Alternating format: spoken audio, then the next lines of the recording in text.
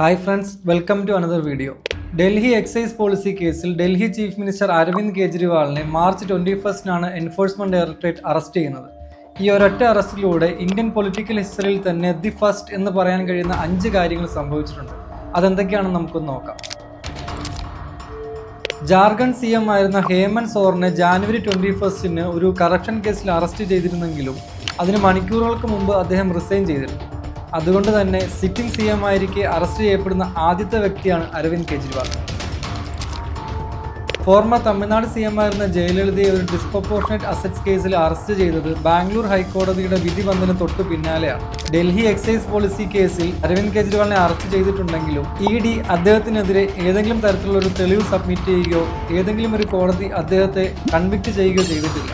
അതുകൊണ്ട് തന്നെ sitting CM ആയിരിക്കെ ചാർജോ കൺവിക്ഷനോ ഇല്ലാതെ അറസ്റ്റ് ചെയ്യപ്പെടുന്ന ആദ്യത്തെ CM ആണ് അരവിന്ദ് കെജ്രിവാൾ. ഡൽഹി ആം ആദ്മി പാർട്ടി ലീഡറും കറന്റ് എഡ്യൂക്കേഷൻ മിനിസ്റ്ററുമായ ആതിഷി സിംഗ് വളരെ ക്ലിയർ ആയിട്ട് പറഞ്ഞിട്ടുണ്ട്, അരവിന്ദ് കെജ്രിവാൾ CM സ്ഥാനത്തു നിന്നും റിസൈൻ ചെയ്യുകയില്ലെന്നും ജയിലിലേക്ക് പോയാൽ അവിടെ നിന്നും സ്റ്റേറ്റ് റൺ ചെയ്യുമെന്നും. അങ്ങനെ സംഭവിച്ചാൽ ജയിലിൽ നിന്നും ഒരു സ്റ്റേറ്റ് റൺ ചെയ്യുന്ന ആദ്യത്തെ CM ആയിരിക്കും അരവിന്ദ് കെജ്രിവാൾ. ഒരു പബ്ലിക് സെർവൻറ്റോ അല്ലെങ്കിൽ ഒരു ഗവൺമെൻറ് എംപ്ലോയിയോ ഒരു കേസിലകപ്പെട്ട് അറസ്റ്റ് ചെയ്യപ്പെട്ടാൽ സെൻട്രൽ ഗവൺമെൻറ് ആ വ്യക്തിയെ ടെമ്പററി ആയിട്ട് സസ്പെൻഡ് ചെയ്യുകയോ പെർമനൻ്റ് ആയിട്ട് റിമൂവ് ചെയ്യുകയോ ചെയ്യാം. അങ്ങനെ വന്നാൽ ഒരു കേസിൽ അറസ്റ്റ് ചെയ്യപ്പെട്ടതുകൊണ്ട് സ്ഥാനം തെറിക്കുന്ന ആദ്യത്തെ ഡൽഹി CM ആയിരിക്കും അരവിന്ദ് കെജ്രിവാൾ.